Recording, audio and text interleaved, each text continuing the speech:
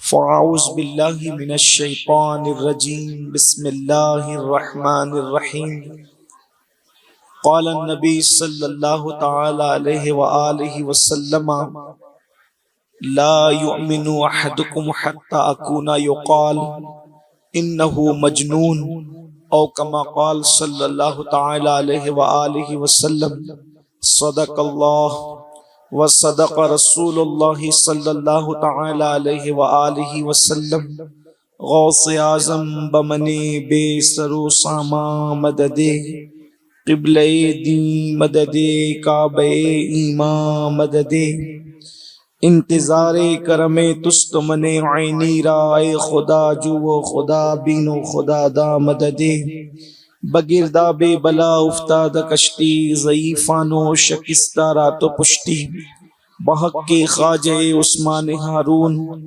مدد کن یا معین الدین چشتی مدد کن یا معین الدین چشتی مدد کن یا معین الدین چشتی ممبر پر رونق افروز باصفا علماء کرام حاضرین محفل پردہ نشین ماں اور بہنوں برادر ذی قدر حضرت مولانا صادق رضوی صاحب السلام علیکم ورحمۃ اللہ وبرکاتہ۔ نہایت ادب اور احترام کے ساتھ اپنے اور ساری کائنات کے مرکز عقیدت انیس بے کساں چارہ ساز درد منداں ہم غریبوں کے غم گسار ہم فقیروں کی ثروت شہر یار ارم تاجدار حرم نو بہار شفاعت شب اسرا کے دولہا نوشے بزم جنت دانائے سبل مولائے کل ختم الرسل خسرو خوباں سیاح لامکاں وجہ کن فکاں در اللہ المکنون سر اللہ المخزون عالم ما کانا وما یکون آبو گل انبیاء جانو دل اصفیاء مطلع ہر سعادت مقطع ہر سیادت خلاصہ کائنات فخر موجودات حضور احمد مجتبی محمد مصطفیٰ ارواحنا فدا صلی اللہ تعالی علیہ وآلہ وصحبہ وبارک وسلم کی بارگاہ بے کس پناہ میں جس طریقے سے پڑھاؤں بلند آواز سے میرے ساتھ مل کر پڑھیں الصلاۃ والسلام علیک یا رسول اللہ، الصلاۃ والسلام علیک یا نبی اللہ، الصلاۃ والسلام علیک یا حبیب اللہ وعلی آلک واصحابک یا نور اللہ صلی اللہ تعالی علیہ وسلم۔ پھر کے گلی گلی تباہ ٹھوکریں سب کی کھائیں کیوں، پھر کے گلی گلی تباہ ٹھوکریں سب کی کھائیں کیوں، دل کو جو عقل دے خدا تیری گلی سے جائیں کیوں، رخصت قافلہ کا شور غش سے ہمیں اٹھائیں کیوں، سوتے ہیں ان کے سائے میں کوئی ہمیں جگائے کیوں، جان ہے عشق مصطفیٰ روز فزوں کرے خدا، جان ہے عشق مصطفیٰ روز فزوں کرے خدا، جس کو ہو درد کا مزہ ناز دوا اٹھائے کیوں، جس کو ہو درد کا مزہ ناز دوا اٹھائے کیوں، ہے تو رضا نرا ستم جرموں پہ گر لجائیں ہم، ہے تو رضا نرا ستم جرموں پہ گر لجائیں ہم، کوئی بجائے سوز غم ساز طرب بجائے کیوں۔ آج کی یہ محفل اصلاح معاشرہ کے حوالے سے اور اصلاح عقائد کے حوالے سے انعقاد پذیر ہے، ساتھ ہی ساتھ مرحوم و مغفور حضرت مولانا ریاض احمد حشمتی صاحب علیہ رحمت و رضوان کے ایصال ثواب کے لیے بھی منعقد ہے۔ اللہ سے دعا کرتا ہوں کہ اللہ مرحوم و مغفور کے درجات کو بلند فرمائے اور اللہ کروٹ کروٹ انہیں جنت کی بہاریں عطا فرمائے، اللہ ان کے اور میرے اور ہم سب کے صغیرہ کبیرہ کو معاف فرمائے، اور انہیں اور ہم سب کو اللہ قبر میں مصطفیٰ جان رحمت کی شفقتیں، رحمتیں، محبتیں نصیب فرمائے، اور قیامت کے دن حضور علیہ السلام کے پڑوس میں بے حساب جنت عطا فرمائے۔ ایک خوبصورت اور بہترین خطاب کے بعد اب شاید کسی گفتگو کی ضرورت اور حاجت نہیں، لیکن تھوڑی دیر کے لیے ہم اور آپ اپنے بھولے ہوئے سبق کو یاد کرنے کے طور پر کچھ باتیں عرض معروض کے طور پر کر لیتے ہیں۔ اسی مناسبت سے ایک حدیث مبارکہ کی تلاوت کا میں نے شرف حاصل کیا ہے۔ میرے آقا صلی اللہ علیہ وآلہ وسلم کے دیوانوں، اس وقت ہمارے دلوں میں کسی کے دل میں مال کی محبت ہے، کسی کے دل میں عیال کی محبت ہے، کسی کے دل میں شہرت کی محبت ہے، کسی کے دل میں عزت کی محبت ہے، معاذ اللہ کسی کے دل میں گناہ کی محبت ہے، کسی کے دل میں کسی سے ناجائز طور پر محبت ہے۔ غرض کہ ہمارا ایک دل ہے اور وہ بھی گندگیوں کی آماج گاہ بنا ہوا ہے۔ حالانکہ اگر ہم دیکھیں اور غور کریں، اللہم صلی علی سیدنا و مولانا محمد معدن الجود والکرم والہ الکرام وابنہ الکریم و امتہ الکریمہ یا اکرم الاکرمین وبارک وسلم صلاۃ و سلام علیک یا رسول اللہ صلی اللہ تعالی علیہ وسلم۔ تو عرض یہ کر رہا تھا کہ ہمارا ایک دل ہے اور اس دل کے اندر اتنی گندگیاں ہم نے بھر دی ہیں کہ وہ گندگیوں کی آماج گاہ بن گیا ہے۔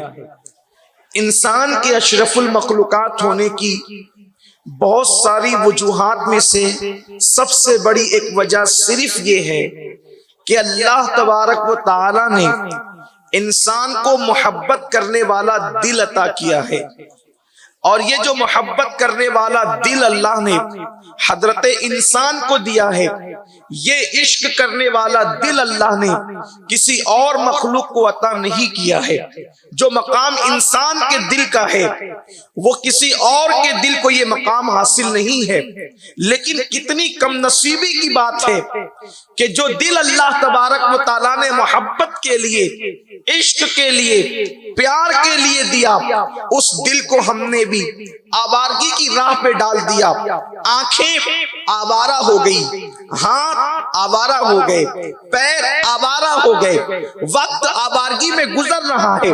اس سب کی ایک ہی وجہ، آنکھیں آوارہ نہ ہوتی اگر دل آوارہ نہ ہوتا، ہاتھ آوارہ نہ ہوتے اگر دل آوارہ نہ ہوتا، ہاتھوں کا مس یوز نہ ہوتا اگر دل کے اندر غلط محبتیں قیام پذیر نہ ہوتی۔ سب سے بڑا مسئلہ یہ ہے کہ اللہ اکبر، اگر دل میں مال کی محبت آ جائے تو انسان فرعونیت کی طرف جاتا ہے، اگر انسان کے دل کے اندر اقتدار کی محبت آ جائے تو انسان یزیدیت کی طرف جاتا ہے، اگر انسان کے اندر اپنے ہوس کی اور شہرت کی محبت آ جائے تو انسان جو ہے نمرودیت کی طرف جاتا ہے۔ لیکن اللہ اکبر، آپ اندازہ کریں، اب ہمارے دلوں کو ٹٹولیں، اپنے دلوں کا جائزہ لیں۔ سنی اجتماع میں آنے والوں، کیا ہم فرعونیت کی طرف جانا پسند کرتے ہیں؟ کیا ہم نمرودیت کی طرف جانا پسند کرتے ہیں؟ کیا ہم یزیدیت کی طرف جانا پسند کرتے ہیں؟ آپ کہیں گے پھر ہم یہ سب طرف جا رہے ہیں، لاشعوری طور پر کوئی جا رہا ہے۔ یقین جانے کوئی مسلمان جان بوجھ کر کبھی اس راستے پر جا نہیں سکتا۔ میرے امام فرماتے ہیں، بائیں راستے نہ جا مسافر سن، بائیں راستے نہ جا مسافر سن، مال ہے راہ مار پھرتے ہیں۔ اللہ تبارک و تعالیٰ نے دل دے کر بڑی نعمت عطا کی، اس لیے کہ آنکھ کسی سے عشق نہیں کر سکتی، ہاتھ کسی سے عشق نہیں کر سکتا، پیٹ کسی سے عشق نہیں کر سکتا، پیر کسی سے عشق نہیں کر سکتے۔ عشق کرنے والی ذات ہے وہ ایک ہی ہے جسے دل کہتے ہیں۔ لیکن اللہ اکبر، کتنی بڑی چیز کے لیے دل پیدا کیا گیا اور ہم کتنی چھوٹی چیز پر آ گئے۔ بلکہ معاذ اللہ، کوئی شہرت سے، کوئی دولت سے، کوئی اقتدار سے، اللہ اکبر، حتیٰ کہ کوئی گناہ سے محبت کرنے لگا. گناہ کی محبت تو انسان کو شیطنت کے راستے پر لے جاتی ہے، ابلیسیت کے راستے پر لے جاتی ہے. تو یاد رکھو آج کے سنی اجتماع کے اندر ہمیں احتساب کرنا ہے، ان ساری محبتوں کو دل سے نکال کر کے ہمیں ایک محبت کی طرف آنا ہے. اور وہ محبت کیا ہے؟ اللہ اکبر، وہ وہی محبت ہے جو ادنا کو اعلیٰ بنا دیتی ہے، جو غریب کو امیر بنا دیتی ہے، جو گمناموں کو شہرت یافتہ بنا دیتی ہے، جو غلاموں کو آقا بنا دیتی ہے، جو کنگالوں کو داتا بنا دیتی ہے، جو گروہ پڑوں کو آسمان ہدایت کا تارا بنا دیتی ہے، جو گمراہی کے دلدل میں پھنسنے والوں کو ہدایت یافتہ بنا دیتی ہے، جو نمک اور کافور میں فرق نہ کرنے والوں کو خدا کی پہچان عطا کر دیتی ہے. اللہ اکبر، جو صاحب تذکرہ نہیں ہوتے بلکہ جن کے ذکر گھر میں بھی ہونے کے قابل نہیں ہوتے، اگر وہ اس محبت کی طرف چلے جاتے ہیں تو ان کے نام پہ محفلیں سجنا شروع ہو جاتی ہے. وہ کون سی محبت ہے؟ وہ کون سا عشق ہے؟ تو یاد رکھیں وہ وہی عشق ہے جو جناب بلال حبشی کو حاصل تھا، وہ وہی عشق ہے جو اویس قرنی کو حاصل تھا، وہ وہی عشق ہے جو صدیق اکبر کو حاصل تھا، وہ وہی عشق ہے جو فاروق اعظم کو حاصل تھا، وہ وہی عشق ہے جو عثمان غنی کو حاصل تھا، وہ وہی عشق ہے جو مولا علی کو حاصل تھا. اللہ اکبر، مسلم امہ آج ذلت کی وادیوں میں بھٹک رہی ہے، مسلم امہ آج ذلت کے دلدل میں گم ہوتی جا رہی ہے. اللہ اکبر، مسلم امہ آج گمنامی کے دلدل میں دھستی چلی جا رہی ہے، غربت کی چکیوں میں پستی چلی جا رہی ہے. یاد رکھیں اللہ نے جس کے لیے پیدا کیا تھا ہم وہ کام کرنے کی بجائے ہم تو مقصد سے دور ہو گئے. اللہ اکبر، میرے آقا صلی اللہ علیہ وآلہ وسلم کے پیارے دیوانوں، یہاں سے لے کے وہاں تک اور میرے دائیں اور بائیں جتنے نوجوان ہزاروں کی تعداد میں یہاں پر موجود ہیں، میں ان سے آج ایک ہی بات عرض کرنا چاہتا ہوں، سب سے دل لگانے والوں آمینہ کے لال سے دل لگاؤ، سب سے دل لگانے والوں مصطفیٰ جان رحمت سے دل لگاؤ، سب سے دل لگانے والوں آؤ اس کے قریب ہو جائیں. اللہ اکبر، آپ دیکھیں نا ہم نے کتنے دوستوں کے ساتھ دوستیاں کی ہیں، ہم نے کتنے رشتہ داروں کے ساتھ رشتے کیے ہیں، ہم نے کتنے تعلقات والوں کے ساتھ تعلقات قائم کیے ہیں، لیکن یاد رکھنا اللہ اکبر اس دنیا کے اندر وفا نہیں ہے، اس دنیا کے اندر وفا نہیں ہے. کسی کہنے والے نے کہا تھا کہ شریک جشن ہزار ہے شریک غم کوئی نہیں، شریک جشن ہزار ہے شریک غم کوئی نہیں. حسین آج بھی تنہا ہے کربلا کی طرح. یہ دنیا تو وہ ہے جب خوشیاں آتی ہے تو اجنبی بھی آ جاتے ہیں اور جب غم آتے ہیں. میرے ایک جملے پہ توجہ کرنا میری قوم کے جوانوں، اس لیے کہ آپ کے دروازے دل پر میں اپنے دل کا درد لے کر حاضر ہوا ہوں. کاش اللہ کسی دل کے اندر یہ بات اتار دے. اللہ اکبر، خوشیوں کا ماحول ہوتا ہے تو خوشیوں کے ماحول میں اجنبی بھی شریک ہو جاتے ہیں ناچنے اور گانے کے لیے، لیکن جب غموں کا ماحول ہو تو غم کے ماحول میں اپنے بھی دور بھاگ جاتے ہیں. بلکہ کہا جاتا ہے جب دن اچھے نہ ہو تو سایہ بھی ساتھ چھوڑ دیتا ہے. میرے آقا صلی اللہ علیہ وسلم کے پیارے دیوانوں، اللہ اکبر، اگر زمانہ خوشیوں کا ہو تو لوگ رشتے جوڑتے ہیں، اگر زمانہ دولت کا ہو لوگ رشتے جوڑتے ہیں، لیکن جب انسان کنگال ہو جائے اور پریشان ہو جائے تو جڑے ہوئے رشتے بھی توڑ دیے جاتے ہیں. کس سے تم نے رشتے جوڑے؟ کس سے تم نے وفا کی؟ وہ دوست جو بائک پر گھومنے کے چکر میں تم سے دوستیاں کرتے ہیں، جو تمہیں گناہوں کے اڈوں پر لے جانے کے لیے دوستیاں کرتے ہیں، جو تمہاری دولت کی بنیاد پہ تم سے دوستیاں کرتے ہیں. آؤ، ابھی ہم دنیا میں پیدا بھی نہیں ہوئے تھے، ہماری ماؤں سے زیادہ جس نے ہم سے محبت کی، ہمارے باپوں سے زیادہ جس نے ہم سے محبت کی، ہمارے ہر رشتے سے زیادہ جس نے ہم سے محبت کی، وہ آمینہ کا لال، وہ مصطفیٰ جان رحمت. امت کے لیے پیار کتنا، امت کے لیے محبت کتنی، امت کے لیے الفت کتنی کہ اللہ اکبر، جب دیکھو جب میرے آقا کی زبان پر ذکر ہے تو امت کا ہے، تذکرہ ہے تو امت کا ہے، یاد ہے تو امت کی ہے. اللہ اکبر، امت کے لیے کیفیت کیا ہے تو قرآن ان کی کیفیت کو یوں بیان کرتا ہے، مصطفیٰ جان رحمت کے درد کو یوں بیان کرتا ہے، لقد جاءکم رسول من انفسکم رسولکم عزیز علیہ ما عنتم حریص علیکم بالمؤمنین رؤوف الرحیم. تحقیق تمہارے پاس عزت والے رسول تشریف لائے اور اس رسول کی شان یہ ہے کہ تمہارا مشقت میں پڑنا، تمہارا غموں میں گر جانا، تمہارا تکلیف میں گر جانا اس رسول پر بڑا گرا گزرتا ہے. ذرا اندازہ تو کرو، ہمیں تکلیف ہوتی ہے تو آقا بے چین ہوتے ہیں. یعنی کہ اگر میں اپنے الفاظ میں کہوں، اگر ہمیں کانٹا چبھے تو آج بھی ہمارے آقا بے چین ہو جاتے ہیں. جو ہمارا کانٹا چبھنے پہ ہمیں بے چین ہو جائے اس سے ہم نے کتنی محبت کی. ہمیں ایک دن میں 4 مرتبہ دوستوں کا میسج پڑھنا تو یاد ہے، لیکن وہ رسول جو ہمارے پیروں کے کانٹے پر بے چین ہو جاتے ہو، جو ہمارے پیروں کے کانٹوں پر بے چین ہو جاتے ہو. مجھے آپ جانتے ہیں کہ ہمارے پیر کے کانٹے پر ہماری ماں بھی کبھی بے چین ہوتی ہے، ہمارا باپ بھی کبھی بے چین ہوتا ہے. پہلی بات تو یہ ہے میں کانپور میں ہوں، میری امی مالیگاؤں میں ہے، اس بیچاری کو پتا چلے گا تب وہ بے چین ہوگی نا. لیکن میرے نبی تو میری جان سے زیادہ قریب ہے، میرے نبی تو میری جان سے زیادہ قریب ہے. اللہ اکبر. اندازہ تو کریں لیکن ہم نے اپنے رسول کے ساتھ کیا کیا. اے میری قوم کے جوانوں، جو ہمارے پیر کے کانٹے سے بھی بے چین ہوتے ہیں، جو ہمارے تلوے میں کانٹا دیکھنا پسند نہیں کرتے، ایک دن میں کئی مرتبہ اس رسول کے دل پر ہم نشتر لگاتے ہیں.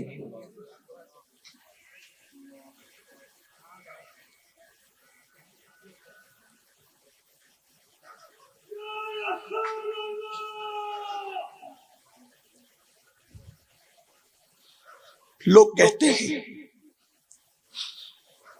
مسلمانوں کو مارا کیوں جا رہا ہے؟ میں کہتا ہوں کہ جو ماں کا دل دکھائے اللہ اس کو دنیا ہی سے سزا دینا شروع کر دیتا ہے. جو قوم اپنے نبی کا دل دکھائے ایک دن میں کئی مرتبہ اپنے نبی کے دل کو تکلیف پہنچائے، کیا اس قوم کے گھر جلائے نہیں جائیں گے؟ اس قوم کو ملک سے نکالنے کی بات نہیں کی جائے گی؟ اس قوم کو قتل کرنے کی بات نہیں کی جائے گی؟ اس لیے کہ میرا اللہ وحدہ لا شریک صمد قادر قیوم ہونے کے باوجود وہ بے نیاز ہے، وہ بے نیاز ہے. اس کی شان بے نیازی کا عالم یہ ہے کہ اگر آدم 200 سال تک روتے ہیں تو وہ شان بے نیازی سے انہیں جواب بھی نہیں دیتا. اس شان کا بے نیاز ہے وہ. آدم بھی معصوم ہے نا، لیکن 200 سال تک آدم علیہ السلام روتے رہے، کوئی جواب بھی نہیں دیا. وہ بھی پیغمبر ہے، وہ بھی نبی ہے، کوئی جواب نہیں دیا. حضرت داؤد سے لغزش پیغمبرانہ ہو گئی، اتنا روئے کہ جہاں آنسو گرتے تھے وہاں پر گھاس اگائی. تو ایک دن کہنے لگے مولا دیکھ تو میں اپنی لغزش پیغمبرانہ کو یاد کر کے کتنا رویا کہ گھاس اگ گئی. تو جواب آتا ہے تجھے اپنا رونا تو یاد ہے اور تجھے اپنی لغزش پیغمبرانہ یاد نہیں. یعنی یوں جواب دیا جاتا ہے. یہ نبیوں کی بات کر رہا ہوں، یہ نبیوں کی بات کر رہا ہوں. نوح علیہ السلام بیٹے کی سفارش کرتے ہیں تو جواب آتا ہے نوح اب اس کا ذکر نہ کرنا. اب اگر تم نے اپنی اس کافر بیٹے کی سفارش کی تو اپنے محبوبوں کی فہرست سے تمہارا نام نکال دوں گا. اس شان بے نیازی سے باتیں ہوتی ہیں پیغمبروں کے ساتھ. واللہ میرا مذہب تو سراپا ادب ہے، میرا مسلک سراپا ادب ہے. میں ادب کے پیرائے میں بات کروں لیکن بتانا چاہتا ہوں، میری قوم کے جوانوں بتانا چاہتا ہوں، جو رب اور نبیوں سے اور پیغمبروں سے اس شان بے نیازی سے گفتگو فرماتا ہو، اگر بغیر اجازت صرف اپنا شہر چھوڑ کر چلے جائیں. یونس علیہ السلام کو 40 دن تک مچھلی کے پیٹ میں رکھا جاتا ہے اور یونس علیہ السلام کہتے ہیں لا الہ الا انت سبحانک انی کنت من الظالمین. اور پھر 40 دن کی تسبیح کے بعد آپ کو مچھلی کے پیٹ سے نکالا جاتا ہے. اپنے شان والوں کے ساتھ اس شان بے نیازی ہے، لیکن جب باری محبوب کی آتی ہے تو وہ بے نیاز رب محبوب کے دل کا اتنا خیال کرتا ہے کہ محبوب بولتے بھی نہیں، محبوب بولتے بھی نہیں، حالت نماز میں صرف سوچتے ہیں اللہ بیت المقدس کو تو نے میرا قبلہ بنایا، کاش میرے دادا کا بنایا ہوا کعبہ میرا قبلہ ہوتا۔ کیوں؟ حضور علیہ السلام کو بیت المقدس سے کیا تھا؟ یہ بھی نبی کی بنا، وہ بھی نبی کی بنا، یہ خیال آیا کیوں؟ اس پر توجہ کریں۔ حضور کے دل میں یہ خیال آیا کیوں؟ جس نبی نے روز اولی سے بیت المقدس کی طرف رک کر کے نمازیں پڑھی، جب مکے میں تھے تو اس شان سے نماز پڑھتے تھے کہ کعبہ بھی سامنے ہوتا تھا، بیت المقدس بھی سامنے ہوتا تھا۔ میں کوئی بحث کو چھیڑنا نہیں چاہتا، لیکن صرف آپ کو بتانا چاہتا ہوں، اہل علم سے کہتا ہوں کہ میں کسی بحث کا آغاز کرنے کانپور میں نہیں آیا، صرف میں بطور اصلاح اپنے جوانوں کا دھیان اس طرف لانا چاہتا ہوں کہ حضور نے پہلے دن سے جو ہے کعبۃ اللہ شریف کو سامنے رکھا، لیکن سجدہ بیت المقدس کی طرف کرتے تھے، اسی لیے اسے قبلہ اول کہا جاتا ہے۔ لیکن جب حضور علیہ السلام مدینہ منورہ چلے گئے تو اب دونوں سمتیں ایک ساتھ نہیں رہ سکتی تھی، اس لیے لوگوں کو واضح ہو گیا کہ حضور کا رخ نیلا کس طرف ہے، تو بیت المقدس کی طرف تھا، لیکن قبلے کی طرف رخ کرنے کا خیال کیوں آیا؟ اس لیے کہ واللہ ہمارا تو ایمان اور عقیدہ یہ ہے کہ حضور اکرم صلی اللہ علیہ وسلم قبلے کے محتاج نہیں ہیں، بلکہ قبلہ ان کے رخ انور کا محتاج ہے۔ نعرے تکبیر، نعرے رسالت، مسلک اعلی حضرت علماء اہل سنت۔ آگے بات آتی ہے قد نرا تقلبہ سے بات آگے آتی ہے، درداہا کا اعلان بھی آگے آتا ہے، لیکن آپ سے پوچھنا چاہتا ہوں یہ خیال کیوں آیا؟ ایک بدبخت نے کہا دین تو نیا لائے، قبلہ تو وہی ہمارا پرانا استعمال کرتے۔ ہوا کیا؟ اس جملے کو کسی بدبخت نے کسی صحابی کے سامنے کہا۔ میرے ایک ایک جملے پہ توجہ کرنا، میں کوئی نئی بات نہیں کر رہا ہوں، ہمارے علماء سے اس کو 50 بار آپ سن چکے ہیں، اور میں نئی بات بھی کیا کر سکتا ہوں کیونکہ ہمارا دین 1450 سال پہلے کا دین ہے، تو کوئی نئی بات نہیں آ سکتی اس میں، اور سب باتیں کتابوں میں موجود ہے، لیکن آپ کا دھیان چاہتا ہوں، آپ کی توجہ چاہتا ہوں، کیونکہ میں کوئی خطیب نہیں کہ آپ کی خطابت کروں، بس آپ کا خادم قادری آستانے کا ایک سگ ہے، دل کا درد لے کے ہوں۔ ایک بات کہی گئی تھی، جملہ ایک ہی تھا، ایک جملہ، دین تو نیا لائے ہیں، قبلہ تو نہیں ہمارا پرانا ہی استعمال کرتے ہیں۔ صحابی تک بات آئی، حضور علیہ السلام نماز کے لیے مسجد جانے لگے، اور جب مسجد جانے لگے تو وہ صحابی کا چہرہ اترا ہوا تھا۔ سرکار نے پوچھا چہرہ کیوں اترا ہے؟ عرض کی آقا وہ بدبخت نے، یہودی نے ایسی بات کہہ دی، حضور کے دل کو وہ بات جا کر لگ گئی۔ بات دیکھو میں دل کی کر رہا ہوں، اصل جو عنوان ہے اب آتا ہے، ایک ایک جملے پہ توجہ۔ دل پہ بات لگی، کس کے دل پہ؟ میرے نبی کے قلب اطہر پر۔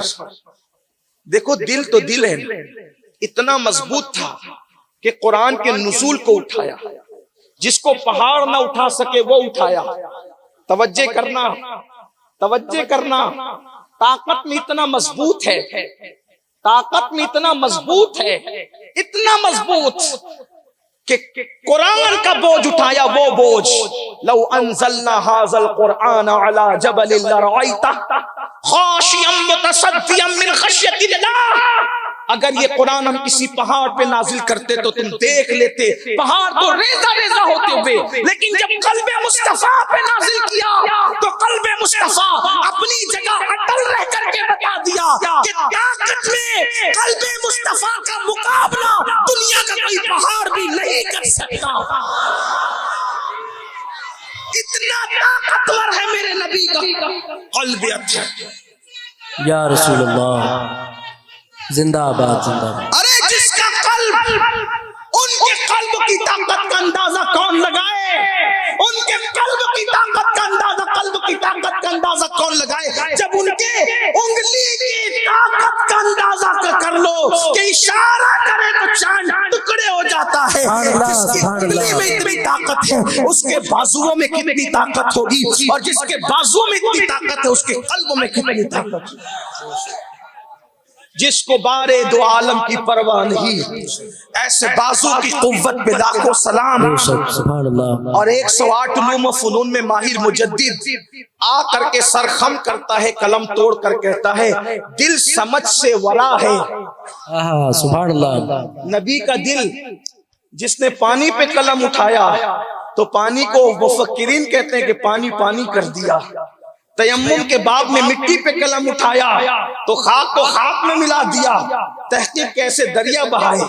لیکن جب نبی کے قلب کی بات آئی، قلب مصطفیٰ کی بات آئی تو کہتے ہیں وہ تو سمجھ سے ورا ہے، سمجھ میں آنے والی چیز نہیں۔ کیوں؟ دل سمجھ سے ورا ہے، مگر چونکہ پڑھنا تو سلام ہی ہے نا، پڑھنا تو سلام ہے، پڑھا جائے گا تو کہتے ہیں دل سمجھ سے ورا ہے، مگر یوں ہوں گنچے راز وحدت پہ لاکھوں سلام۔ سبحان اللہ، سبحان اللہ۔ نبی کے دل کو اللہ کے رازوں کا گنچا کہا۔ آپ اندازہ کریں حضور علیہ السلام کا قلب اتھر، لیکن بات یہ ہے طاقت میں اتنا مضبوط ہے دل کہ پہاڑ مقابلہ نہیں کر سکتے، لیکن غیرت میں اتنا نازک ہے دل کہ یہودی کا ایک جملہ بھی بے چین کر دیتا ہے۔ جس کو یہودی کا ایک جملہ اتنا بے چین کرے، اس کو اپنے امتیوں کے اعمال کتنے بے چین کرتے ہوں گے۔ اصل بات یہ ہے، جس کو یہودی کا ایک جملہ، اور پھر ہوا کیا، کہنے والے نے کہہ دیا حضور حساس۔ جگر مراد آبادی کا شعر ہے جس کا ایک مصرع ہے، نازک ہے بہت غیرت سلطان مدینہ۔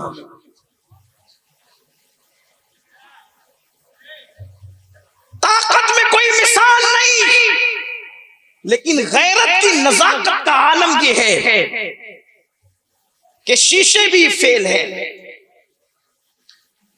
شیشے بھی فیل ہے نزاکت میں، اس سے زیادہ نازک ترین دل مصطفیٰ کریم علیہ الصلوۃ والتسلیم کا ہے غیرت کے اعتبار سے۔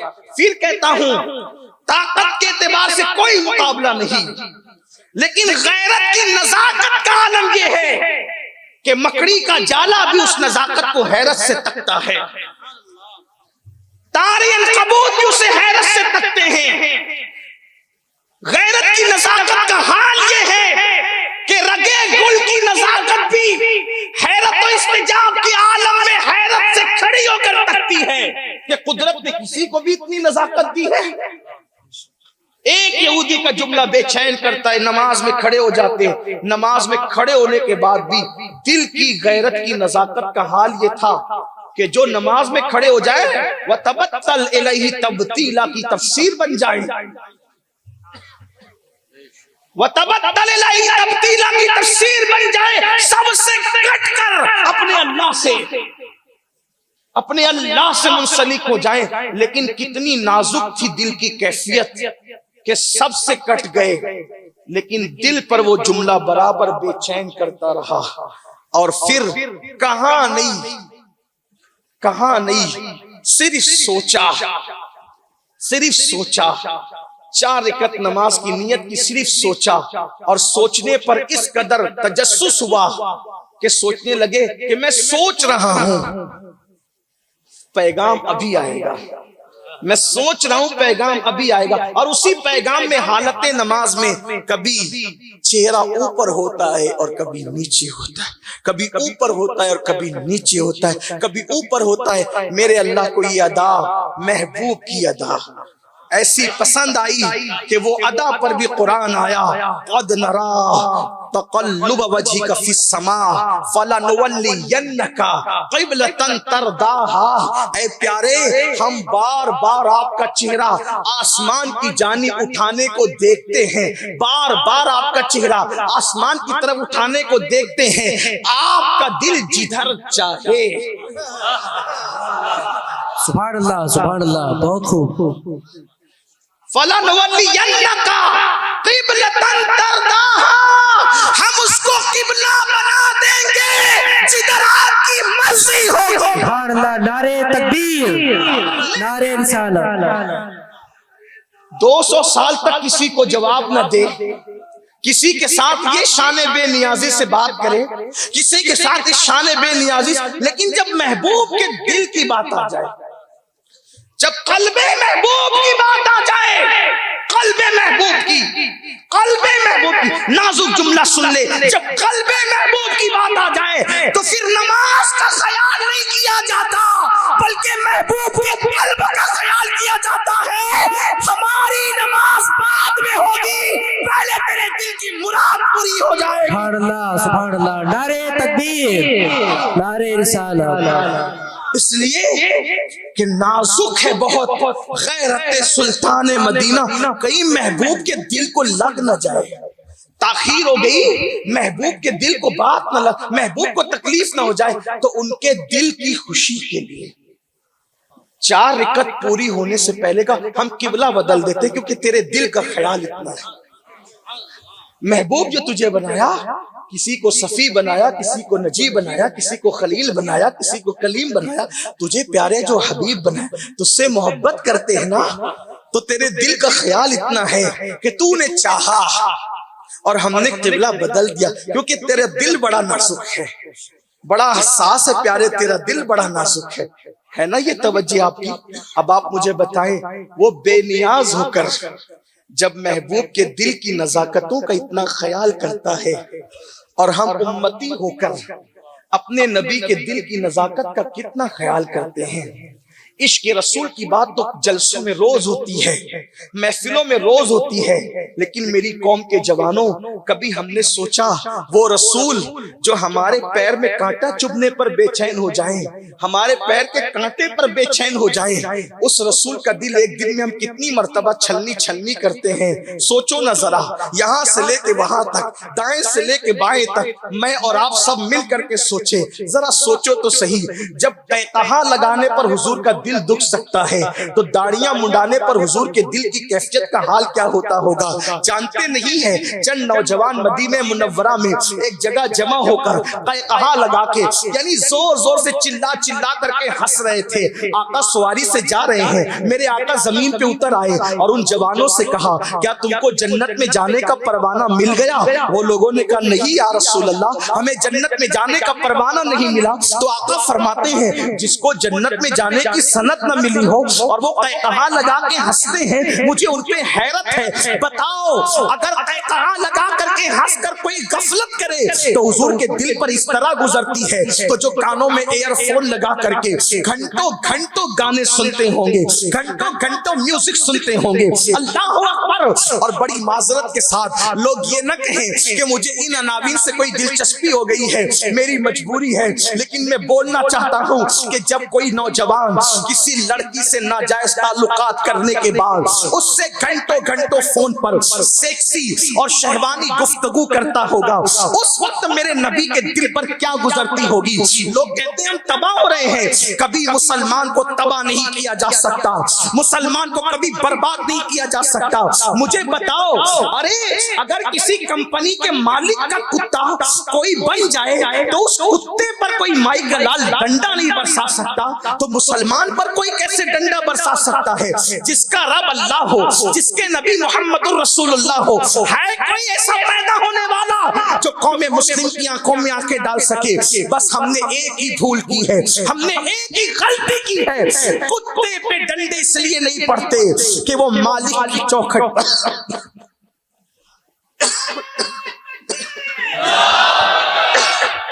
یا رسول اللہ،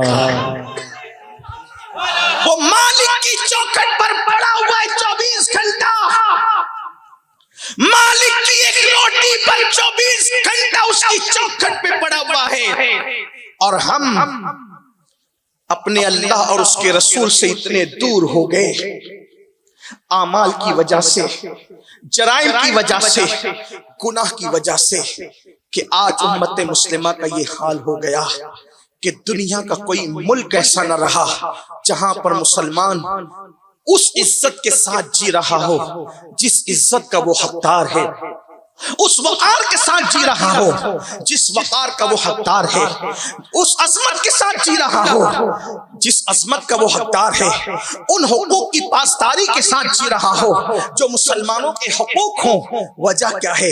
ایک دن میں کئی مرتبہ اپنے نبی کا دل دکھا رہے ہو۔ کبھی کاؤنٹ کو کر لو، کبھی حساب تو کر لو، کبھی لکھ تو لو کہ ہم نے نبی کا ایک دن میں کتنی بار دل دکھایا۔ اور اللہ اکبر، جب کوئی نبی صلی اللہ علیہ وآلہ وسلم کے فرمان کے خلاف کوئی کام کرتا ہے، ایک بات پہ دھیان دینا اور توجہ کرنا، جب کوئی ایک ہی بات رسول اللہ کی مرضی کے خلاف کر لے، آقا اس کا بائیکاٹ کر دیتے ہیں، آقا اس سے منہ پھیر لیتے ہیں۔ آج پتہ نہیں ہمیں کیا ہو گیا، ہم کہتے ہیں حضور تو ہمارے ہیں، ہم حضور کے ہیں، داڑیاں منڈا کے کٹروں میں پھینکیں گے، حضور تو ہے ہی نہ ہمارے، گانے سنتے رہیں گے، حضور تو ہے ہی نہ ہمارے، عورتوں کے ساتھ زنا ہوتا رہے گا، حضور تو ہے ہی نہ ہمارے، شراب کے اڈے آباد کرتے رہیں گے، حضور تو ہے نہ ہمارے۔ جو حضور کے ہو جائے اور حضور جن کے ہو جائیں وہ پاپ نہیں کرتے۔ جو حضور سے قریب ہوگا اس کی پہلی نشانی یہ ہے، جو میرے آقا علیہ السلام سے قریب ہوگا اس کی پہلی نشانی یہ ہے کہ وہ گناہوں سے دور ہوگا۔ حضور سے قریب ہونے کی پہلی نشانی یہ ہے کہ جو حضور سے قریب ہوگا وہ گناہوں سے دور ہوگا۔ آسان زبان میں سمجھ لیں، دیکھو جب ہم مدینے جاتے ہیں تو حضور سے قریب ہوتے ہیں، ٹھیک؟ مدینے جاتے ہیں حضور سے قریب ہوتے ہیں۔ آپ کا ایئرپورٹ شاید لکھنؤ ہوگا یا ممبئی یا دلی، آپ گھر سے نکلے مدینہ منورہ جانے کے لیے، ہاتھ میں تسبیح لینے شرماتے تھے، ہاتھ میں تسبیح لینے شرماتے تھے، لیکن مدینہ منورہ پہنچے نہیں، ابھی ایئرپورٹ کی طرف نکلے گھر سے مدینہ طیبہ کے ارادے سے، حضور سے قریب نہیں ہوئے ہیں، حضور کی طرف سفر شروع کیا ہے۔ جو ہاتھ میں تسبیح لینے میں شرماتا تھا، جو کبھی ناپاک گھومتا تھا، اب وہ باوضو ہاتھ میں تسبیح لے کے درود شریف پڑھتے ہوئے جا رہا ہے، نگاہیں جھکی ہوئی ہے۔ کیوں؟ ابھی حضور کے قریب پہنچا نہیں ہے، صرف جانے کی نیت کی ہے، تو اس کی برکتیں یوں ظاہر ہو گئی کہ گناہ سے تعلق ٹوٹ گیا ہے اور نیکیوں سے تعلق جڑ گیا ہے۔ ایئرپورٹ پہنچا، سوچتا ہے نماز کا ٹائم کب ہو رہا ہے کہ جلدی سے نماز پڑھ لوں، کیوں؟ اس لیے کہ حضور سے قریب ہو رہا ہے۔ اللہ اکبر، مدینہ منورہ پہنچا تو زندگی میں کبھی فجر نہ پڑھنے والا تہجد بھی پڑھتا ہے، کبھی قرآن کو ہاتھ نہ لگانے والا قرآن لے کر کے گھنٹوں بیٹھتا ہے، کبھی نہ رونے والا روتا رہتا ہے۔ کیوں؟ حضور سے جسمانی طور پہ قریب ہوا ہے تو گناہوں سے دور ہو کر کے نیکیوں کے قریب ہو گیا۔ جو جسمانی طور پہ قریب ہو اس کی نیکیوں کا یہ عالم ہے، جو قلبی طور پہ نبی سے قریب ہو جائے پھر اس کی نیکیوں کے عالم کا کیا حال ہو۔ اس لیے آج ہم عشق کا دعویٰ کر رہے ہیں، لیکن صحیح معنی میں وہ عشق نہیں ہو رہا ہے، ہم شاید چیٹنگ بازیاں کر رہے ہیں، لفاظیاں کر رہے ہیں۔ تو عرض یہ کر رہا تھا، حضور کا دل مت دکھاؤ، حضور کے دل کا خیال کرو۔ میرے آقا علیہ السلام نے خود فرمایا کہ جب تمہارے اعمال میری مرضی کے مطابق نہیں ہوتے تو مجھے تکلیف ہوتی ہے۔ تو حضور کی غیرت بہت نازک ہے، ایک گناہ پہ بھی حضور بائیکاٹ کر دیتے ہیں، منہ پھیر لیتے ہیں۔ بڑا مشہور واقعہ ہے، میں اس کو اپنے الفاظ کے جامع میں پیش کروں۔ جنگ تبوک کے موقع پر اسے جیش اسرت کہتے ہیں، بڑی تنگی کا دور تھا۔ جنگ تبوک بہت تنگی کا دور تھا۔ ہمارے علماء سے پوچھیں، حضرت فاروق اعظم کہتے ہیں ایک کھجور کئی مسلمانوں کو دی جاتی تھی کہ لے لو اور اس کو تھوڑی سی کھا کے آگے بڑھا دو، تو فرماتے کہ میں کھاتا نہیں تھا بلکہ صرف چوس کر کے دوسرے کو دے دیتا تھا کہ مجھ سے زیادہ ضرورت اس کی ہے۔ جنگ تبوک ہی کا معاملہ ہے کہ صدیق اکبر نے اپنا کرتا اور لباس بھی دے دیا کہ ہم جنگ میں جا رہے ہیں اور مجھے پتا ہے اگر کوئی شہید ہو جائے تو اس کو کفنانے کے لیے ہمارے پاس کفن کا کپڑا بھی نہیں ہے۔ تو صدیق اکبر نے کہا تھا میرا لباس بطور کفن کام آ جائے گا کسی شہید کے لیے، یہ ان کی قربانیاں تھیں۔ تو جنگ تبوک کے موقع پر حضور علیہ السلام کی خواہش یہ تھی، آقا علیہ السلام کی تمنا یہ تھی، اللہ اکبر، کہ زیادہ سے زیادہ زیادہ لوگ چلے، اس لیے کہ دور کا معاملہ تھا، دشمن طاقتور تھا، آقا نے سب کو چلنے کے لیے کہا، لیکن ایک بات وہاں پر یہ تھی کہ گرمیوں کا موسم تھا، کھجوریں پک چکی تھی، پک کر تیار ہو چکی تھی، اور کھجوریں جو ہے وہ ٹوٹنے والی تھی، کھجوریں کٹنے والی تھی۔ یہی ہوا، ان میں سے ایک صحابی جناب کعب ابن مالک رضی اللہ تعالیٰ عنہ، انہوں نے سوچا کہ کھجور پک کر تیار ہو چکی ہے، جلدی سے اپنے باغ کی کھجوریں توڑ لوں گا اور آقا علیہ السلام سے جا ملوں گا، آج جاؤں گا کل جاؤں گا، آج جاؤں گا کل جاؤں گا، آج جاؤں گا کل جاؤں گا۔ اس میں ایسا ہوا، کام بڑھتے چلے گئے، رکاوٹیں بڑھتی چلی گئی، اور میں آقا علیہ السلام تک پہنچ نہ سکا۔ بالآخر یہ ہوا کہ مجھے پتا چلا کہ آقا کریم صلی اللہ علیہ وآلہ وسلم جو ہے فاتحانہ شان سے واپس تشریف لا رہے ہیں۔ اب میرے دل میں خیال آنے لگا کہ حضور علیہ الصلوۃ والتسلیم نے مجھ سے کہا تھا جنگ میں شریک ہونے کا، ایک ہی حکم کی بات ہے، جنگ میں شریک ہونے کے لیے حضور نے مجھ سے کہا تھا، اب میں کیا کروں؟ حضور کو کیا بہانہ بتاؤں؟ حضور کو کیا بہانہ بتاؤں؟ کچھ منافقین بھی تھے جو جنگ میں نہیں گئے تھے، بہت گرمی ہے، بہت تنگی ہے، نہ کھانا ہے، نہ پینا ہے، نہ کپڑے ہیں، نہ سواریاں ہیں، ایک ایک سواریوں پر 3 4 آدمی ہیں، لوگوں کو پیدل چلنا ہے، کون تکلیف اٹھائے گا؟ منافقین نہیں گئے تھے، اکثر سارے صحابہ اکثریت میں تھے، اور ان میں سے جناب کعب جیسے لوگ مصروفیت کی وجہ سے نہیں جا سکے۔ اب ہوا کیا، حضور آ رہے ہیں، کیا جواب دوں گا حضور کو؟ آپ بھی اور ہم بھی سوچے کیا جواب دوں گا حضور کو، اس لیے کہ کعب کی ملاقات مدینے میں مسجد نبوی میں ہونی تھی، اور کعب سوچ رہے تھے وقت سے پہلے کیا جواب دوں گا۔ میری اور آپ کی ملاقات حضور سے بہت جلدی ہونا ہے، کل بھی ہو سکتی ہے، پرسوں بھی ہو سکتی ہے، 4 گھنٹے کے بعد بھی ہو سکتی ہے، 10 گھنٹے کے بعد بھی ہو سکتی ہے، اور اس مقام کو قبر کہتے ہیں۔ جو جتنی جلدی مرے گا وہ اتنی جلدی ملاقات کرے گا، لیکن حضور کا سامنا ہونا ہے۔ ہم سنیوں کا ایمان اور عقیدہ ہے کہ ایمان والوں کی قبر میں حضور تشریف لاتے ہیں، حضور کا سامنا ہوگا، لیکن اس پہ تیاری کریں کہ ہمیں بھی کوئی جواب دینا ہے۔ اللہ کی عدالت میں تو کھڑے ہونا ہے بعد میں، پہلے حضور کا سامنا ہونا ہے، پہلے حضور کا سامنا ہونا ہے صلی اللہ علیہ وآلہ وسلم، ہمیں بھی جواب دیں۔ کعب سوچنے لگے کیا جواب دوں گا، اللہ کے رسول کو کیا جواب؟ دل میں خیال آیا کوئی بہانہ سوچ لیتے ہیں، اچھے سے کوئی بہانہ، لیکن مومن تھے، صحابی تھے، سوچا جس کی نگاہ سے خدا کی ذات نہ چھپی، جس کی نگاہ سے ہمارا رکوع اور خشوع نہیں چھپتا، اس کی نگاہ سے میرے معاملات اور مسائل کیا چھپیں گے؟ کہا جو بھی فیصلہ ہوگا ان کا وہ ہوگا، جو بھی فیصلہ ہوگا ان کا وہ ہوگا، لیکن میں سچی بات بتا دوں گا، معاف کریں چاہے سزا دیں، ان کی اپنی مرضی، معاف کریں چاہے سزا دیں ان کی اپنی مرضی ہے، سچی بات پیش کر دوں گا۔ منافقین نے بڑے بڑے بہانے گڑ لیے، یہ تھا بچہ بیمار، بیوی بیمار، ایسا ویسا تیسا، سب انہوں نے گڑ لیے۔ حضور علیہ السلام آئے، مسجد نبوی شریف میں نماز ادا کی، اور پھر اس کے بعد لوگ ملنے آنے لگے، آگے منافقین تھے، حضور ایسا تھا، جاؤ جھوٹا بہانہ، جاؤ جھوٹا بہانہ، جاؤ جھوٹے بہانے کرنے والے منافقین کو چھوڑا، کچھ نہیں کہا، کیوں؟ وہ تو تھے ہی اپنے نہیں، وہ تو تھے ہی اپنے نہیں۔ عشق مصطفیٰ کا دعویٰ کرنے والے جوانوں جو حضور کے نہیں ہوتے، وہ بڑے بڑے پاپ کر لیتے تو ان کو چھوڑ دیا جاتا ہے، اور جو حضور کے اپنے ہوتے ہیں، جو حضور کے اپنے ہوتے ہیں، ان کی کیسی پکڑ ہوتی ہے۔ ایک بات پر کعب آئے، حضور معافی چاہتا ہوں، میں جھوٹ نہیں بولوں گا، سچی بات یہ کہ آپ سے کچھ چھپا نہیں ہے، میرے باپ کی کھجوریں پک گئی تھی، کھجوریں کاٹنا اور توڑنے کا معاملہ تھا، سوچا آج جا کے ملوں گا، کل جا کے ملوں گا، آج جا کے ملوں گا، آج میں حضور میں پہنچ ہی نہیں سکا۔ اب بندہ پرور کریم آقا، آپ کی مرضی، آپ کی مرضی، جو چاہے فیصلہ کرے۔ حضور نے منہ پھیر لیا۔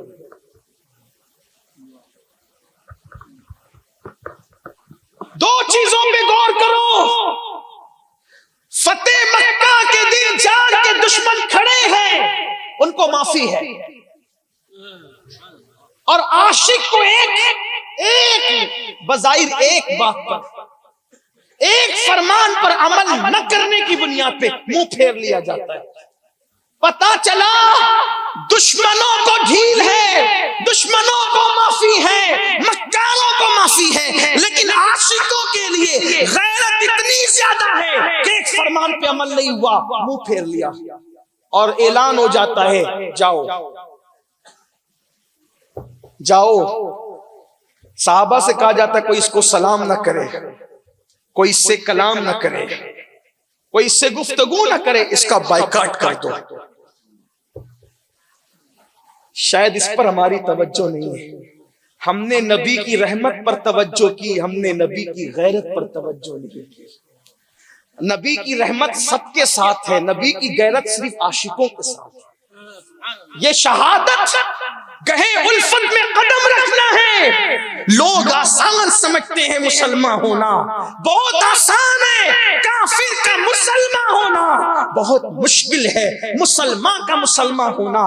اس مقام پر پہنچ کر میں سوچتا ہوں کہ ایک فرمان پر جناب کعب عمل نہیں کرتے، آقا نے منہ پھیر لیا اور کہا اس کا بائیکاٹ کرو، سوشل بائیکاٹ، کوئی سلام نہ کرنا، کوئی کلام نہ کرنا، اور کہا یہ حکم صرف اس کے لیے تم لوگوں کے ساتھ خاص نہیں ہے، اس کی بیوی پر بھی لازم ہے کہ یہ اس کا بائیکاٹ کرے۔ کعب کہتے ہیں میرے لیے تو قیامت آ گئی کیونکہ میرے آقا مجھ سے ناراض ہو گئے۔ ایک بات، حالانکہ جان بوجھ کر نافرمانی، میں تو اس کو نافرمانی کہتا بھی نہیں ہوں، نافرمانی مانتا بھی نہیں، کیونکہ ان کے دل میں تو یہ تھا کہ میں ابھی پہنچوں گا، اور حالات ایسے بنے کہ حضور واپس آ گئے۔ میرے اندر اتنی جرأت نہیں ہے کہ میں میرے نبی کے کسی صحابی کو معاذ اللہ نافرمان کروں، نہ میرا یہ مسلک ہے، نہ میرا یہ مذہب ہے۔ ہمارا مسلک تو مسلک عشق و محبت اور مسلک ادب ہے۔ وہ اور لوگ ہیں جو صحابہ کی غلطیاں گناتے ہیں، وہ خود غلطیوں پر ہے۔ میرے آقا صلی اللہ علیہ وسلم کے دیوانوں، کعب کہتے ہیں میں تو تڑپ گیا کہ میری جان، جان کائنات، روح کائنات، ایمان کا ایمان، جان ایمان مجھ سے ناراض ہو گیا، منہ پھیر لیا۔ فرماتے ہیں کہ میں مایوس تھا، اب کوئی مجھے سلام بھی نہیں کرتا۔ میں گھر پہنچا، گھر تو میری بیوی چادر اوڑھ کر باہر نکل رہی تھی، جو کبھی بغیر اجازت گھر سے نہ نکلی۔ جب وہ چادر اوڑھ کے گھر سے باہر آ رہی تھی، میں نے پوچھا کہاں کا ارادہ ہے، اجازت کے بغیر کہاں جا رہی ہوں؟ منہ پھیر کے کہا جس سے محبوب نے منہ پھیر لیا ہو اس کے ساتھ میں رہ نہیں سکتا۔ اب ذرا سوچنا، رات رات بھر بیٹھ کر کے زنا کے مناظر دیکھنے والا میرا جوان، لڑکیوں سے ناجائز تعلقات پیدا کر کے گھنٹوں گندی غلیظ گفتگو کرنے والا میرا جوان، نکڑوں پہ بیٹھ کر کے نماز عشاء کو ترک کرنے والا میرا جوان، رمضان المبارک میں تراویح کے وقت میں نکڑوں پر بیٹھ کر کے دھڑلے سے تراویح چھوڑ دینے والا میرا جوان یہ کہتا ہے کہ مولانا مجھ سے تراویح 20 رکعت پڑھی نہیں جاتی۔ فلم کھانے کے لیے ٹکٹ خریدنے جاؤ گے تو گھنٹوں قطار میں کھڑے رہ سکتے ہو، تراویح کے لیے اللہ کی بارگاہ میں کھڑے نہیں رہ سکتے۔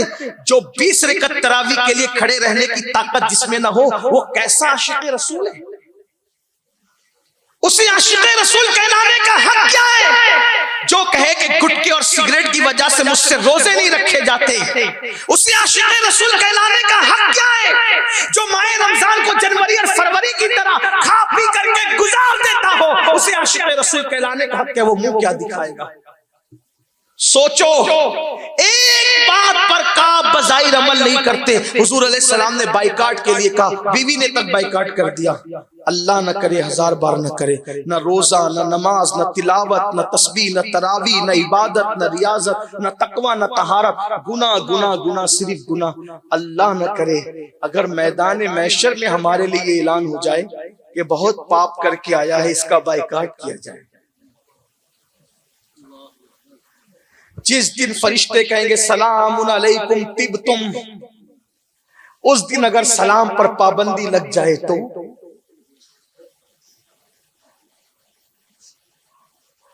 قبر انور میں کوئی کام نہیں آنے والا۔ جب ہمیں سجا سوار کر کے اپنی قبر کی اس پہلی منزل جو آخرت کی پہلی منزل ہے اس میں داخل کر دیا جائے، اس میں داخل کر دیا جائے، اور کوئی مدد کے لیے نہ ہو، حضور مدد کے لیے آئیں، اور اللہ نہ کرے کعب کی ایک فرمان پر عمل نہ کرنے کی بنیاد پہ جو نبی کعب سے منہ پھیر لے، جناب کعب سے، اگر وہ ہم سے منہ پھیر لے کہ یہ تو کروڑوں نافرمانیاں کر کے آیا ہے، کہاں جاؤ گے؟ کس کے دروازے پہ دستک دو گے؟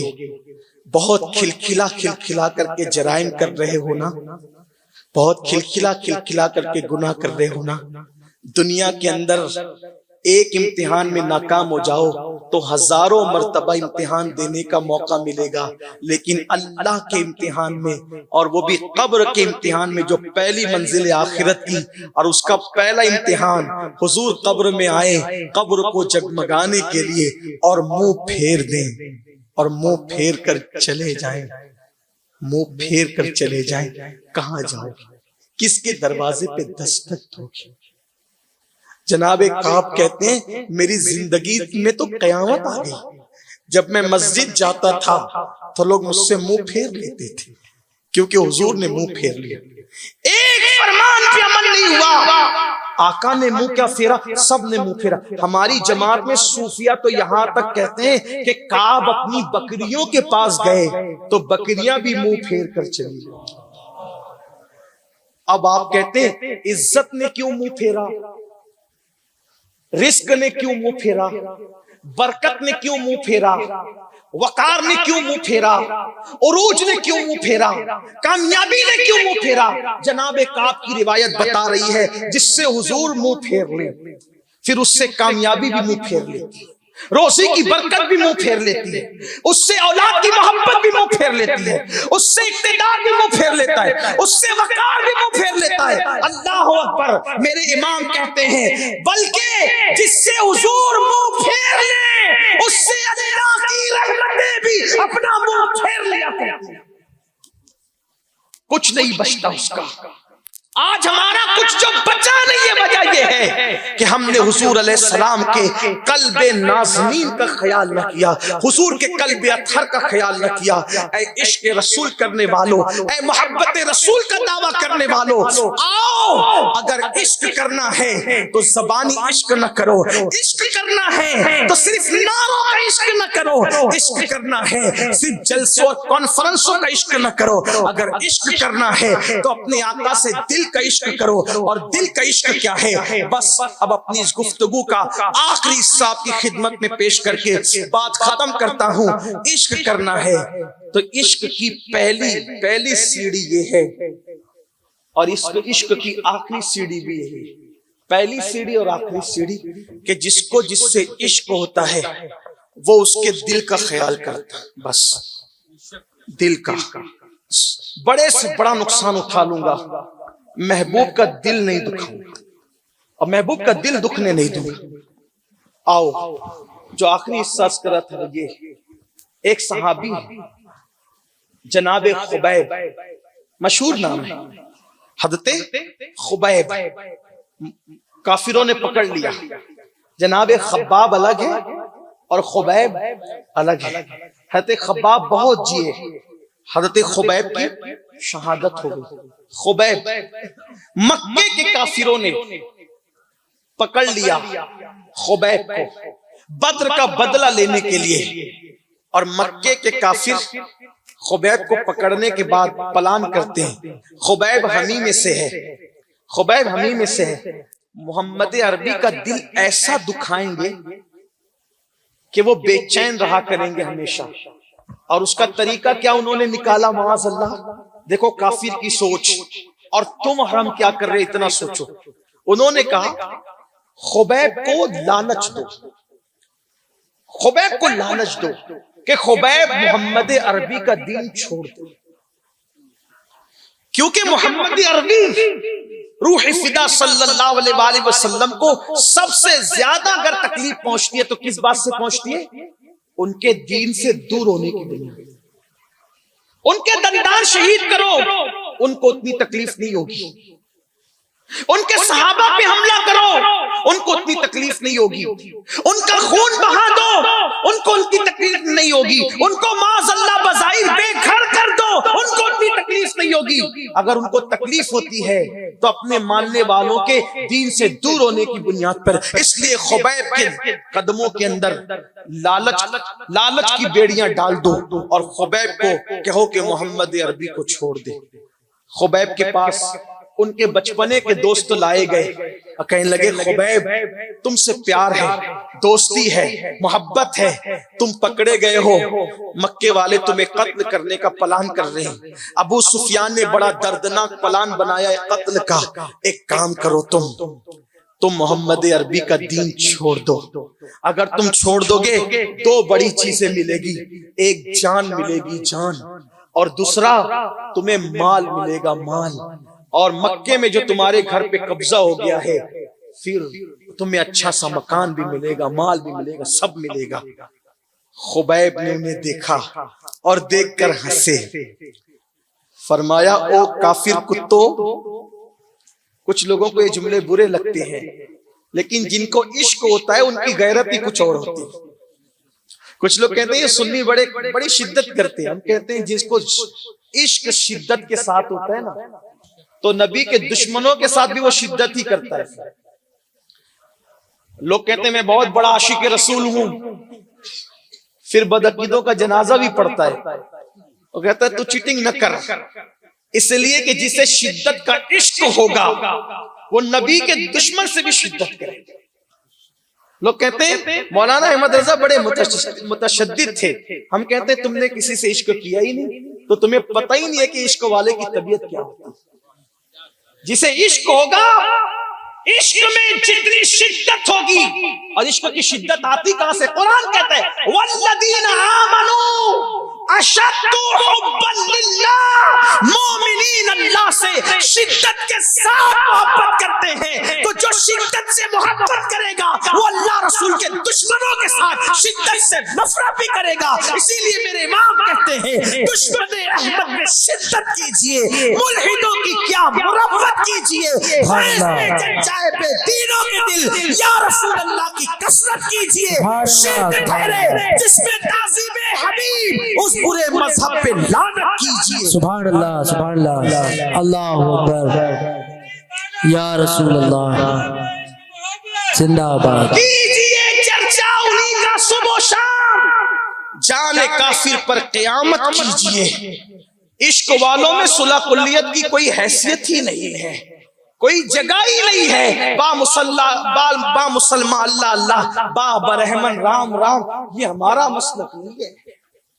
عشق ہوگا، عشق یکتائی چاہتا ہے، حق کے اندر یکتائی ہے، دوئی نہیں ہے۔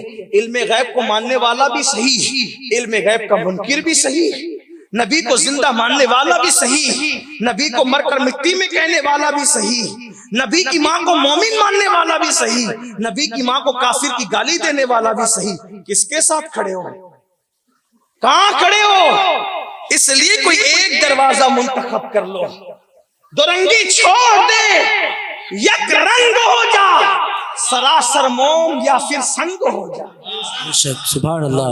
اور آپ سے کہہ دوں سنی دعوت اسلامی نری عمل کی تحریک نہیں ہے، ہمارے یہاں پہلے عقیدہ ہے، عقیدہ، اور ہم کہیں بھی جاتے ہیں تو اپنی سنیت کو چھپا کے بات نہیں کرتے۔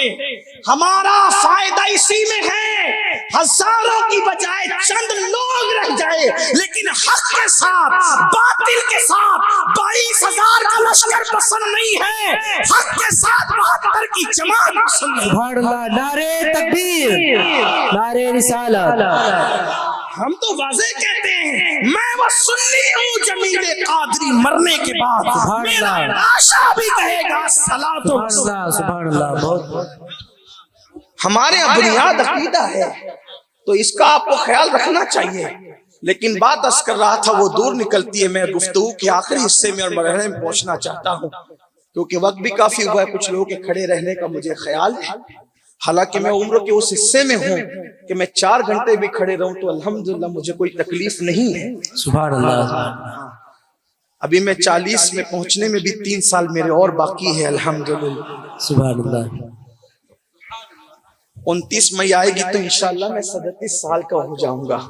سبحان اللہ. سبحان اللہ. اللہ کے کرم سے دعا کریں اللہ خیر والی، عشق رسول والی اور دین پر عمل والی، حضور کی وفا والی زندگی عطا فرمائے. آمین. اور آپ سب کو بھی عطا فرمائے.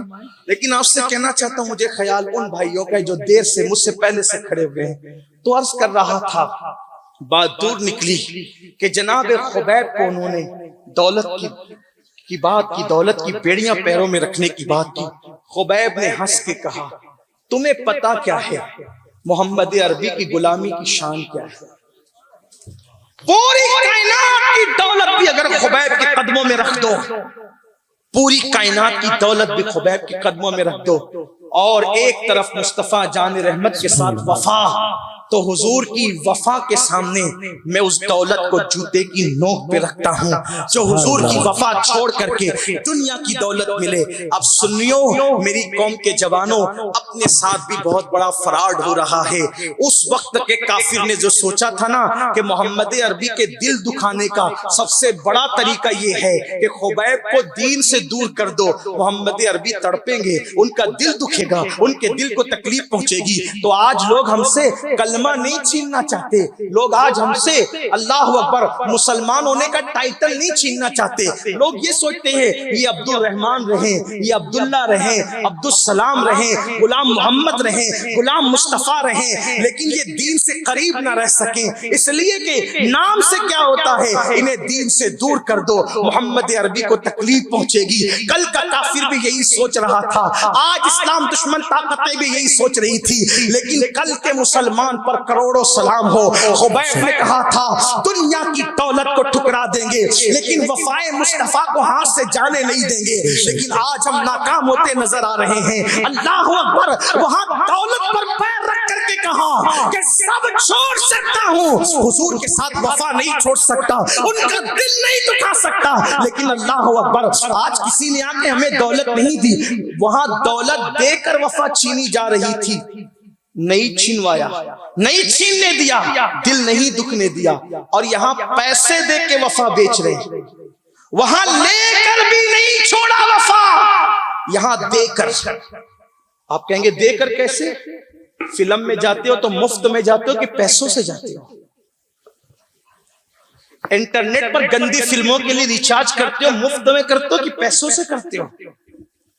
یہ تو جھوٹ ہے نا کمپنیوں کا کہ اتنے جی بی فری اور اتنے جی بی فری. یہ اتنے جی بی فری کیسے؟ پیسہ لیتے ہیں اور کہتے ہیں جی بی فری. کس نے کہا فری ہے؟ فری تو اس وقت ہوتا کہ کچھ نہ لے کر دیتے، کچھ نہ لے کر دیتے تو فری. اب تو آپ سے تو لے کر دیا ہے نا، اور آپ پیسہ دے کر جہنم خرید رہے ہو. پیسہ دے کر حضور علیہ السلام کا دل دکھانا مول لے رہے ہو. کس طرح کے شاخ ہیں؟ کوئی تو خیال کرو، کچھ تو خیال کرو. ماں باپ کا گستاخ اور ماں باپ کا دل دکھانے والا دنیا سے سزا پانا شروع کرتا ہے. حضور کا دل اتنا تو نہ دکھاؤ. عاشق اسی لیے بنے تھے کہ دل دکھائیں، دل کو تکلیف پہنچائیں. جناب خبیب نے کہا نہیں چھوڑوں گا. اور پھر خبیب کو اب دیکھو کافروں کا دوسرا بات، پہلے دولت دیں گے، نہیں چھوڑیں گے تو پھر ڈرائیں گے، دھمکائیں گے، پھر مرنے کے لیے تیار ہو جاؤ. خبیب نے پھر ہنسا اور ہنس کر کہا واللہ موت تو ایک دن آنی ہی ہے، موت تو ایک دن آنی ہے. سب سے بہترین موت وہ ہے جو محمد الرسول اللہ کے نام پر آ جائے. بے شک. سبحان اللہ. عزت سے نہ مر جائیں، کیوں نام محمد پر عزت سے نہ مر جائیں، کیوں نام محمد پر. یوں بھی تو ہمیں، یوں بھی تو ایک دن دنیا سے تو جانا ہے، دنیا سے تو جانا ہی ہے. اللہ اکبر. ان کے نام پر جو چلا جائے وہ کامیاب دنیا سے جاتا ہے. میرے امام کہتے ہیں انہیں جانا، انہیں مانا، نہ رکھا غیر سے کام. للہ الحمد میں دنیا سے مسلمان گیا. جو ان کے نام پہ مرتے ہیں ان کے کفن بھی میلے نہیں ہوتے، ان کے کفن کو بھی مٹی نہیں کھاتی. خبیب نے کہا موت تو آنی ہے لیکن جو نبی کی وفا میں آ جائے اس سے بہتر موت کون سی ہے؟ جب خبیب نے یہ کہا، ان کے بچپنے کے دوست تو سعید، حضرت سعید، بعد میں وہ حضرت سعید ہو گئے۔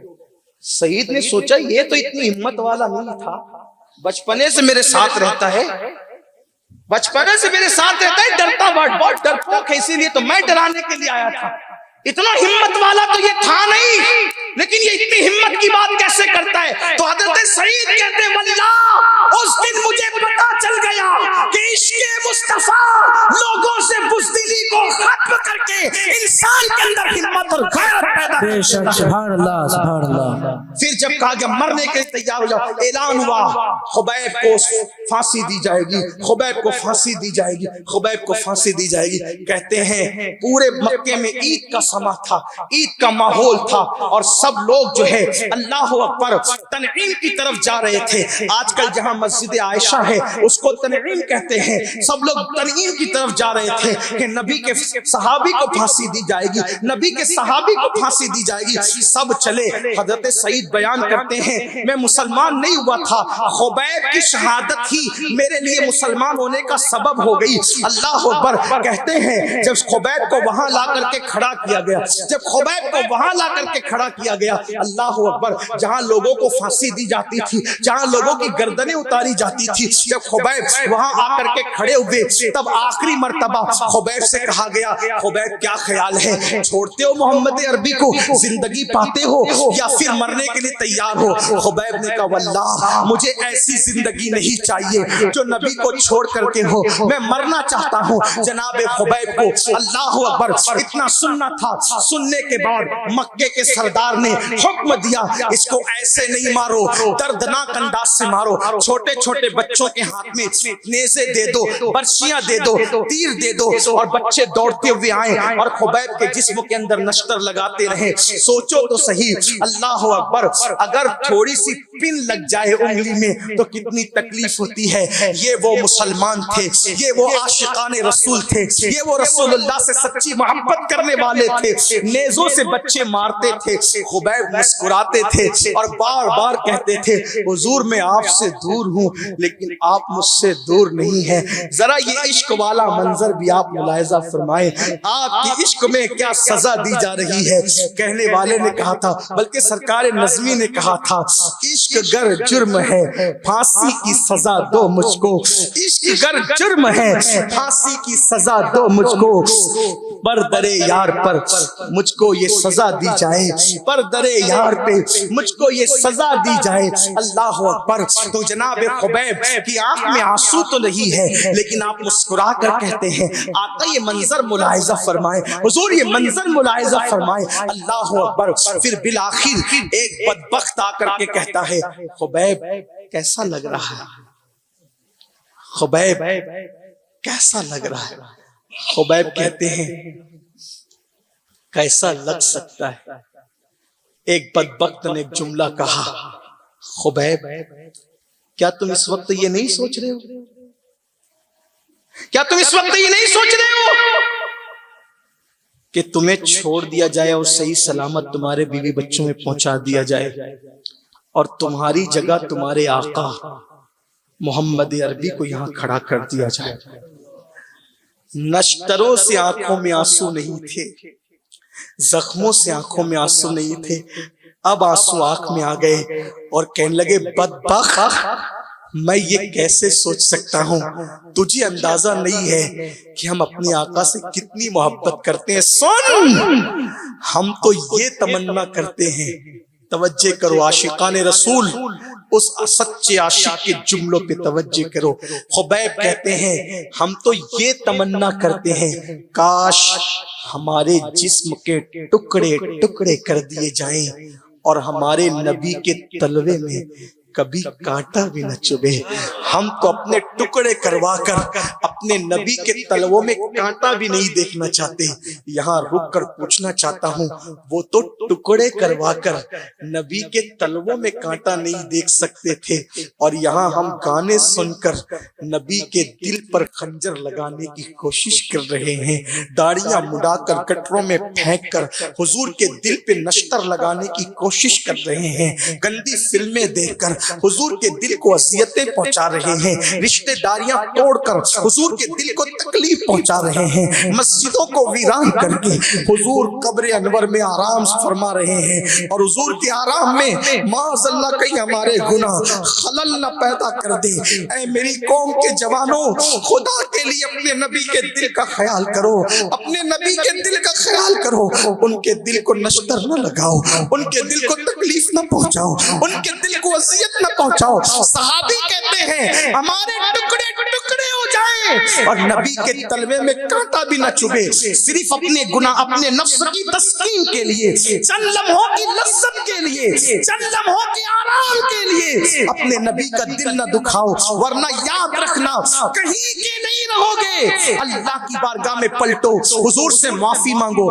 यकीनन मुझे ये यकीन है कोई मुसलमान हुजूर का दिल दुखाने की नीयत से गुनाह नहीं करता, लेकिन नीयत कुछ भी हो, जहां गुनाह हुआ वहां हुजूर के दिल को तकलीफ पहुंची।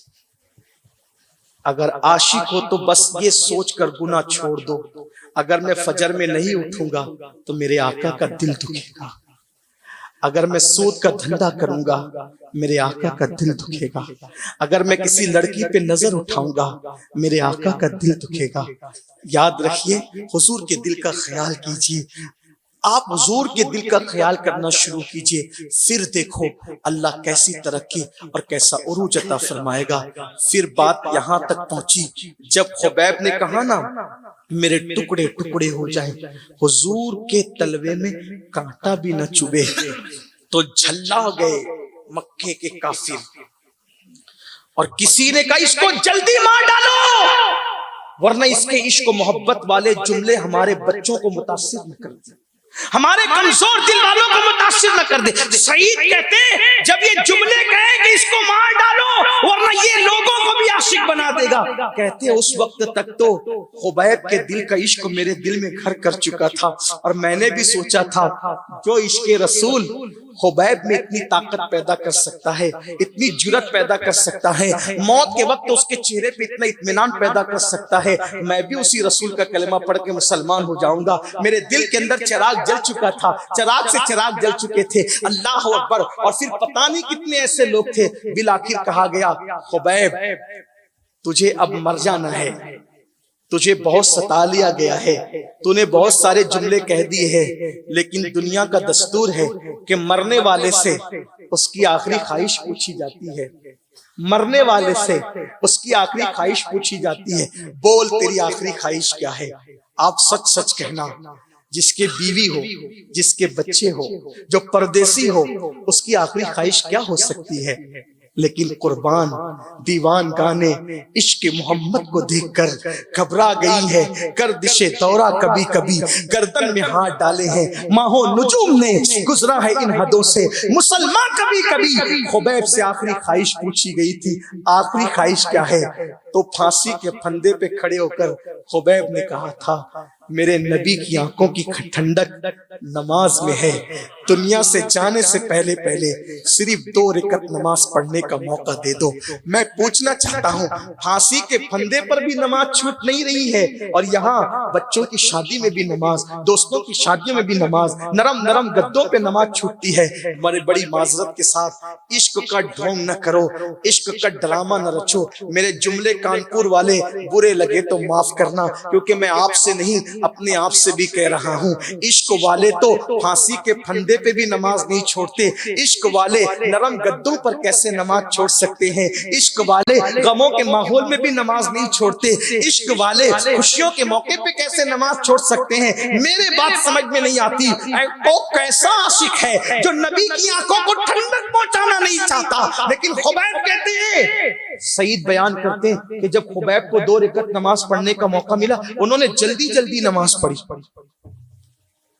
कैद खाने में बहुत लंबी पढ़ते थे, फांसी के फंदे पे जल्दी पड़ी, और जल्दी पढ़ के क्या कहा पता है, मक्के वालों मुझे लंबे सजदे पसंद है, लंबी क़िरात पसंद है, लंबा क़याम पसंद है, लेकिन मैंने खिलाफ मामूल जल्दी से नमाज मुकम्मल कर ली। कहीं तुम ये ताना मेरे मुसलमान भाइयों को न दो कि मुसलमान डर के मारे नमाजें लंबी करते हैं, हम मुसलमान हैं, वक्त इबादत सर झुकाते हैं और वक्त शहादत सर को कटा दिया कर। बेशक सुभान अल्लाह, नारे तकबीर, नारे रिसालत। मैंने नमाज मुकम्मल कर दी है।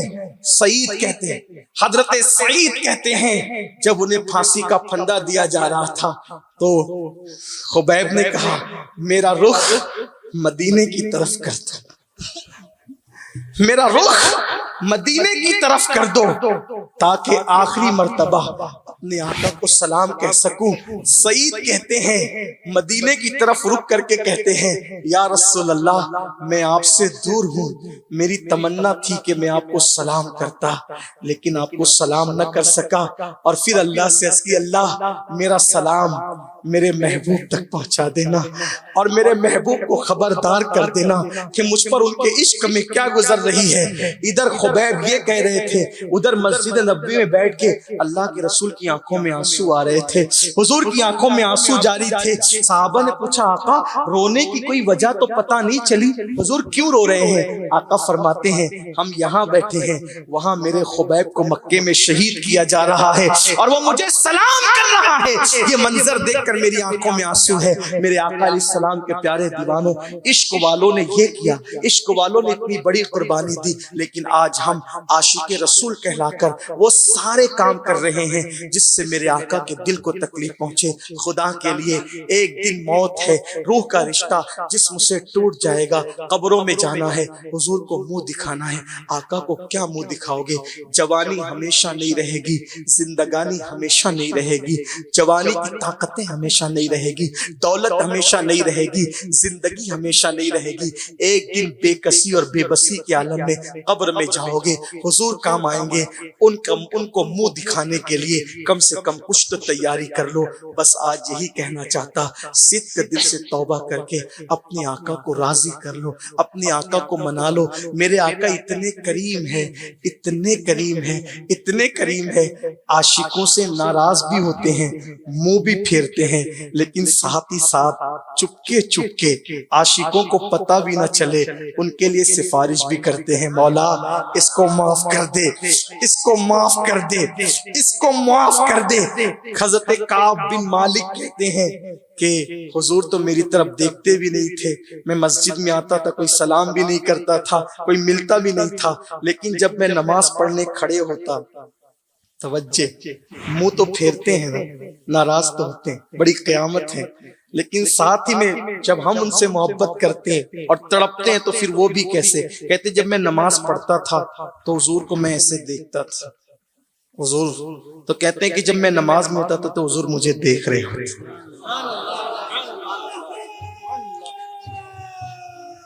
कितनी मोहब्बत है ना उम्मत से।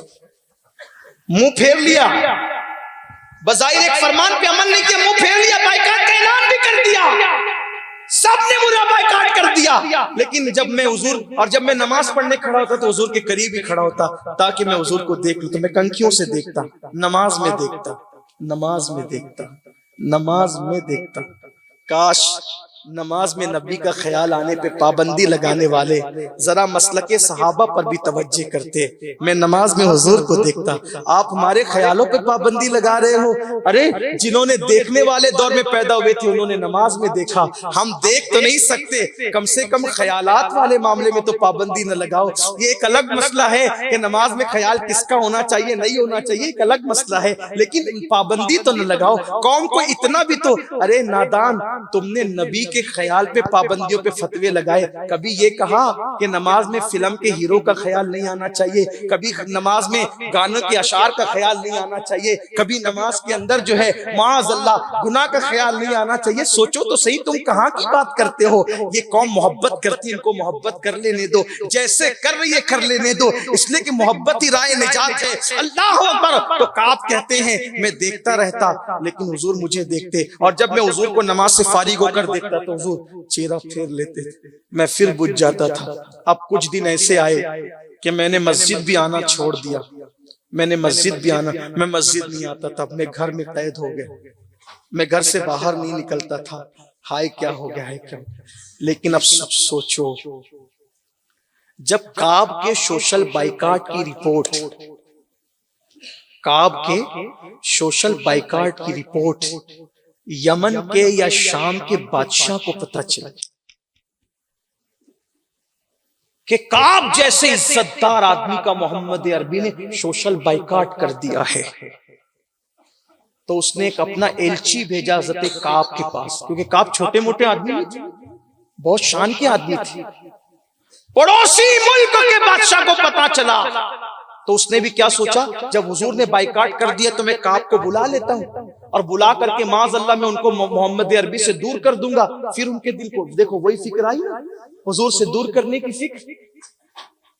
پہلے دولت دے دے کر کے دور کرنے کی کوشش کی گئی، اب فلمیں اور انٹرنیٹ کے گندے مناظر کو لا کر کے دور کرنے کی فکر کی جا رہی ہے۔